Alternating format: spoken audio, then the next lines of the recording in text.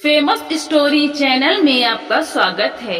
आइए आज हम आपको सुनाते हैं सुदर्शन की कहानी साइकिल की सवारी। भगवान ही जानता है कि जब मैं किसी को साइकिल की सवारी करते या हारमोनियम बजाते देखता हूँ तो मुझे अपने ऊपर कैसी दया आती है। सोचता हूँ भगवान ने दोनों विद्याएं भी खूब बनाई हैं।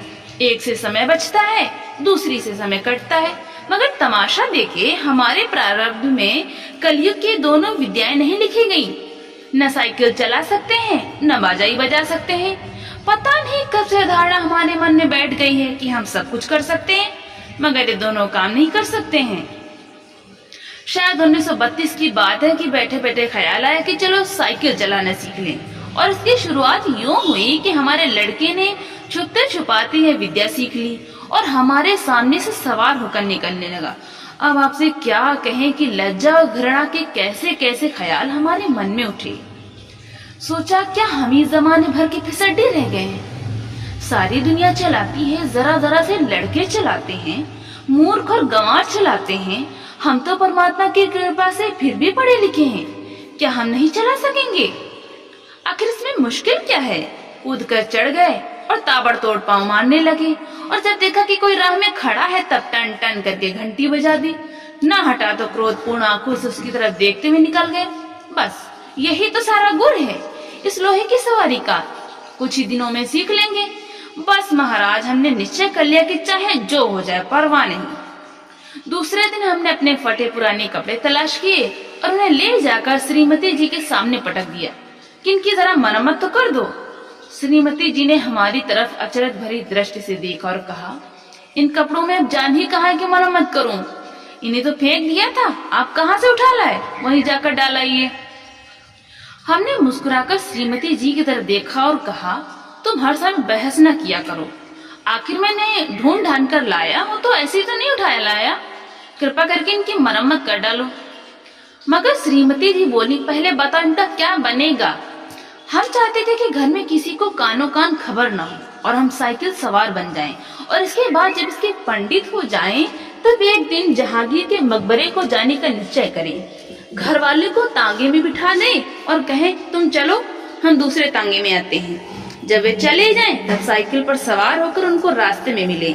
हमें साइकिल पर सवार देखकर उन लोगों की क्या हालत होगी, हैरान हो जाएंगे। आंखें मल मल कर देखेंगे कि कहीं और तो नहीं, परंतु हम गर्दन टेढ़ी करके दूसरी तरफ देखने लग जाएंगे, जैसे हमें कुछ मालूम ही नहीं है, जैसे सवारी हमारे लिए साधारण बात है। झक मारकर बताना पड़ा कि रोज रोज तांगे का खर्च मारे डालता है, साइकिल चलाना सीखेंगे। श्रीमती जी ने बच्चे को सुलाते हुए हमारी तरफ देखा और मुस्कुराकर बोली, मुझे तो आशा नहीं कि हबेल आपसे मत्थे चढ़ सके। खैर, यत्न करके देख लीजिए, मगर इन कपड़ों से क्या बनेगा? हमने जरा रोब से कहा, आखिर बाइसिकल से एक दो बार गिरेंगे या नहीं, और गिरने से कपड़े फटेंगे या नहीं? जो मूर्ख हैं वो नए कपड़ों का नुकसान कर बैठते हैं, जो बुद्धिमान हैं वो पुराने कपड़ों से काम चलाते हैं। मालूम होता है हमारी युक्ति का कोई जवाब हमारी स्त्री के पास न था, क्योंकि उन्होंने उसी समय मशीन मंगवाकर उन कपड़ों की मरम्मत शुरू कर दी। हमने इधर बाजार जाकर जम्बक के 2 डिब्बे खरीद लिए कि चोट लगते उसी समय इलाज किया जा सके। इसके बाद जाकर एक खुला मैदान तलाश किया ताकि दूसरे दिन से साइकिल सवारी का अभ्यास किया जा सके। अब यह सवाल हमारे सामने था कि अपना उस्ताद किसे बनाएं। इसी उधेड़-बुन में बैठे थे कि तिवारी लक्ष्मी नारायण आ गए और बोले, क्यों भाई, हो जाए एक बाजी शतरंज की? हमने सिर हिलाकर जवाब दिया, नहीं साहब, आज तो जी नहीं चाहता। क्यों? यदि जी ना चाहे तो क्या करें? यह कहते कहते हमारा गला भर आया। तिवारी जी का दिल पसीज गया। हमारे पास बैठकर बोले, अरे भाई, मामला क्या है? स्त्री से झगड़ा तो नहीं हो गया? हमने कहा, तिवारी भैया क्या कहें, सोचा था लाओ साइकिल की सवारी सीख लें, मगर अब कोई ऐसा आदमी दिखाई नहीं देता जो हमारी सहायता करे। बताओ, है कोई ऐसा आदमी तुम्हारे ख्याल में? तिवारी जी ने हमारी तरफ बेबसी की आंखों से ऐसे देखा मानो हमको कोई खजाना मिल रहा है और वे खाली हाथ रह जाते हैं। बोले, मेरी मानो तो ये रोग ना पालो, इस आयु में साइकिल पर चढ़ोगे, और यह भी कोई सवारियों में कोई सवारी है कि डंडे पर पुकड़ू बैठे और पांव चला रहे हैं। अजय लानत भेजो इस ख्याल पर, आओ एक बाजी खेलें। मगर हमने भी कच्ची गोलियां नहीं खेली थी। साफ समझ गए कि तिवारी ईर्ष्या की आग में फूंका जाता है। मुंह बुलाकर हमने कहा, भाई तिवारी हम तो जरूर सीखेंगे, कोई आदमी बताओ। आदमी तो है ऐसा एक, मगर वो मुफ्त में नहीं सिखाएगा, फीस लेगा, दे सकोगे? कितने दिन में सिखा देगा? यही 10-12 दिनों में। और फीस क्या लेगा हमसे? औरों से 50 लेता है, तुमसे 20 ले लेगा हमारी खातिर। हमने सोचा 10 दिन सिखाएगा और 20 रुपए लेगा। 10 दिन 20 रुपए, 20 रुपए 10 दिन, अर्थात 2 रुपए रोजाना, अर्थात 60 रुपए महीना, और वो भी केवल 1-2 घंटे के लिए। ऐसे 3-4 ट्यूशन मिल जाए तो 250-300 रुपए मासिक हो जाएंगे। हमने तिवारी जी से इतना ही कहा कि जाओ जाकर मामला तय कराओ, मगर जी में खुश हो रहे थे कि साइकिल चलाना सीख गए तो एक ट्रेनिंग स्कूल खोल दें और 300-400 रुपए मासिक कमाने लगे। इधर तिवारी जी मामला तय करने गए, इधर हमने अशुभ समाचार जाकर श्रीमती जी को सुना दिया कि कुछ दिनों में हम लोग ऐसा स्कूल खोलने वाले हैं जिसे 300-400 रुपए मासिक आमदनी होगी। श्रीमती जी बोली, तुम्हारी इतनी आयु हो गई मगर ओछा पन्ना गया, पहले आप तो सीख लो फिर स्कूल खोलना। मैं तो समझती हूँ कि तुम ही ना सीख सकोगे, दूसरों को सिखाना तो दूर की बात है। हमने बिगड़ कर कहा, यह बड़ी बुरी बात है कि हर काम में टोक देती हो। हमसे बड़े बड़े सीख रहे हैं तो क्या हम ना सीख सकेंगे? पहले तो शायद सीखते या ना सीखते, पर अब तुमने टोका है तो जरूर सीखेंगे। तुम भी क्या कहोगी? श्रीमती जी बोली, मैं तो चाहती हूँ कि तुम हवाई जहाज चलाओ, यह बाइसिकल क्या चीज है, मगर तुम्हारे स्वभाव से डर लगता है, एक बार गिरोगे तो देख लेना वही साइकिल फेंक फांक कर चले आओगे।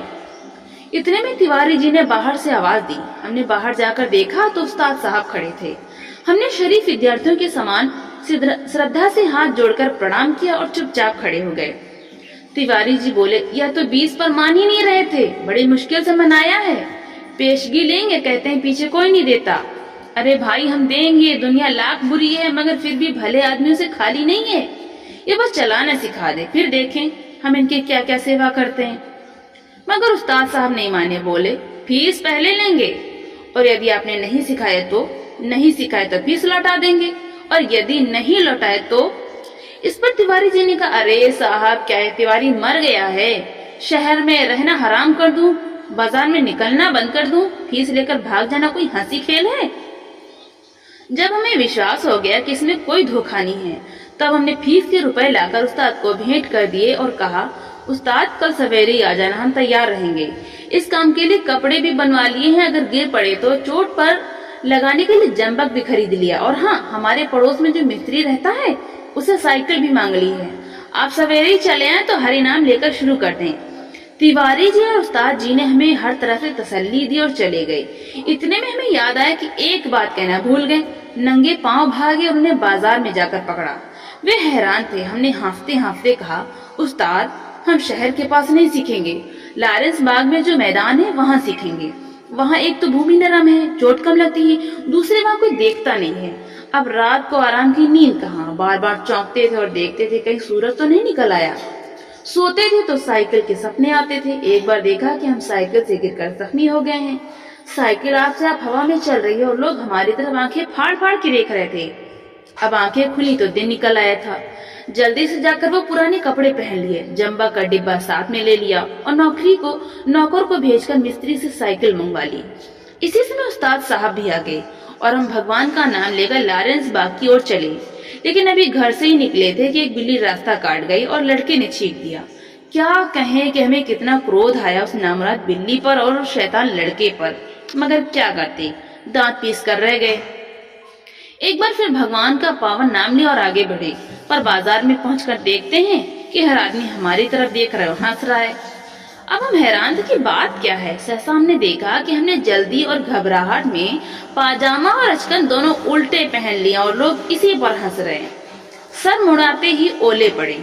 हमने उस्ताद से माफी मांगी और घर लौट आए, अर्थात हमारा पहला दिन मुफ्त में गुजरा। दूसरे दिन फिर निकले। रास्ते में उस्ताद साहब बोले, मैं एक गिलास लस्सी पी लूं, आप जरा साइकिल को थामिए। उस्ताद साहब लस्सी पीने लगे तो हमने साइकिल के पुर्जों की ऊपर नीचे परीक्षा शुरू कर दी। फिर कुछ जी में आया तो उसका हैंडल पकड़कर चलने लगे, मगर 2 ही कदम गए होंगे कि ऐसा मालूम हो जैसे साइकिल हमारे सीने पर चढ़ी आती है। इस समय हमारे सामने एक गंभीर प्रश्न यह था कि क्या करना चाहिए, युद्ध क्षेत्र में डटे रहें या हट जाएं। सोच विचार के बाद यही निश्चय हुआ कि लोहे का घोड़ा है, इसके सामने हम क्या चीज हैं, बड़े बड़े वीर योद्धा भी ठहर नहीं सकते। इसलिए हमने साइकिल छोड़ दी और भगोड़े सिपाही बनकर मुड़ गए।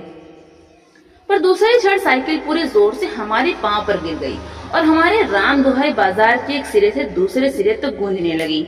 उस्ताद लस्सी छोड़कर दौड़े आए और अन्य दयावान लोग भी जमा हो गए। सबने मिलकर हमारा पांव साइकिल से निकाला। भगवान के एक भक्त ने जंबक का डिब्बा भी उठाकर हमारे हाथ में दे दिया। दूसरे ने हमारी बगलों में हाथ डालकर हमें उठाया और सहानुभूति से पूछा, चोट तो नहीं आई? जरा 2-4 कदम चले, नहीं तो लहू जम जाएगा। इस तरह दूसरे दिन भी हम और हमारी साइकिल दोनों अपनी घर से थोड़ी दूर पर जख्मी हो गए। हम लंगड़ाते हुए घर लौटा और साइकिल ठीक होने के लिए मिस्त्री की दुकान पर भेज दी। मगर हमारे वीर हृदय का साहस और धीरज तो देखिए, अब भी मैदान में डटे रहे। कई बार गिरे, कई बार शहीद हुए, घुटने तोड़वाए, कपड़े फड़वाए, पर क्या मजाल जो जी छूट जाए। 8-9 दिनों में साइकिल चलाना सीख गए थे, लेकिन अभी उस पर चढ़ना नहीं आता था। कोई परोपकारी पुरुष सहारा देकर चढ़ा देता तो फिर लिए जाते थे। हमारे आनंद की कोई सीमा न थी। सोचा, मार लिया मैदान हमने। 2-4 दिन में पूरे मास्टर बन जाएंगे, इसके बाद प्रोफेसर, प्रिंसिपल, इसके बाद ट्रेनिंग कॉलेज, फिर 300-400 रुपए मासिक। तिवारी जी देखेंगे और ईर्ष्या से जलेंगे। उस दिन उस्ताद जी ने हमें साइकिल पर चढ़ा दिया और सड़क पर छोड़ दिया कि ले जाओ, तुम सीख गए। अब हम साइकिल चलाते थे और दिल ही दिल फूले न समाते थे। मगर हाल यह था कि कोई आदमी 100 गज के फासले पर होता तो हम गला फाड़ फाड़ कर चिल्लाना शुरू कर देते, साहब बाईं तरफ हट जाइए। दूसरे फासले पर कोई गाड़ी टिक जाती तो हमारे प्राण सूख जाते। उस समय हमारे मन की जो दशा होती वो परमेश्वर ही जानता है। जब गाड़ी निकल जाती तब कहीं जाकर हमारी जान में जान आती। सहसा सामने से तिवारी जी आते हुए दिखे। हमने उन्हें भी दूर से ही अल्टीमेटम दिया कि तिवारी जी बाईं तरफ हो जाओ, वरना साइकिल तुम्हारे ऊपर चढ़ा देंगे। तिवारी जी ने अपनी छोटी छोटी आंखों से हमारी तरफ देखा और मुस्कुरा कर कहा, जरा एक बात तो सुनते जाओ। हमने एक बार हैंडल की तरफ, दूसरी बार तिवारी जी की तरफ देखकर कहा, इस समय बात सुन सकते हैं? देखते नहीं हो साइकिल पर सवार हैं। तिवारी जी बोले, तो क्या जो साइकिल चलाते हैं वो किसी की बात नहीं सुनते? बड़ी जरूरी बात है, जरा उतर आओ। हमने लड़खड़ाती हुई साइकिल को संभालते हुए जवाब दिया, उतर आएंगे तो चढ़ाएगा कौन? अभी चलाना सीखा है, चढ़ना नहीं सीखा। तिवारी जी चिल्लाते ही रह गए। हम आगे निकल गए। इतने में सामने से एक तांगा आता दिखाई दिया। हमने उसे भी दूर से ही डांट दिया, बाईं तरफ भाई, अभी नए चलाने वाले हैं। तांगा बाईं तरफ हो गया। हम अपने रास्ते चले जा रहे थे। एकाएक पता नहीं घोड़ा भड़क उठा या तांगे वाले को शरारत सुलझी। जो भी हो, तांगा हमारे सामने आ गया। हमारे हाथ पांव फूल गए। जरा सा हैंडल घुमा देते तो हम दूसरी तरफ निकल जाते, मगर बुरा समय आता है तो बुद्धि पहले ही भ्रष्ट हो जाती है। उस समय में ख्याल ही न आया कि हैंडल घुमाया भी जा सकता है। फिर क्या था, हम और हमारी साइकिल दोनों ही तांगे के नीचे आ गए और हम बेहोश हो गए। जब हम होश में आए तो हम अपने घर में थे और हमारी देह पर कितनी ही पट्टियां बंधी थी। हमें होश में देखकर श्रीमती जी ने कहा, क्यों, अब क्या हाल है? मैं कहती न थी साइकिल चलाना ना सीखो? उस समय तो किसी की सुनते ही न थे। हमने सोचा, लो सारा इल्जाम तिवारी जी पर लगा दें और साफ बच जाएं। बोले, यह सब तिवारी जी की शरारत है। श्रीमती जी ने मुस्कुरा कर जवाब दिया, यह तो तुम उसको चकमा दो जो कुछ जानता न हो। उस तांगे पर मैं ही तो बच्चों को लेकर घूमने निकली थी कि चलो सैर भी कराएंगे और तुम्हें साइकिल चलाते भी दिखाएंगे। हमने निरुत्तर होकर आंखें बंद कर ली। उस दिन के बाद फिर कभी हमने साइकिल को हाथ न लगाया। तो दोस्तों, आपको ये कहानी कैसी लगी? लाइक करें, ज्यादा से ज्यादा शेयर करें और कमेंट करके हमें जरूर बताएं। और इसी तरह की हिंदी साहित्य की कहानियां सुनने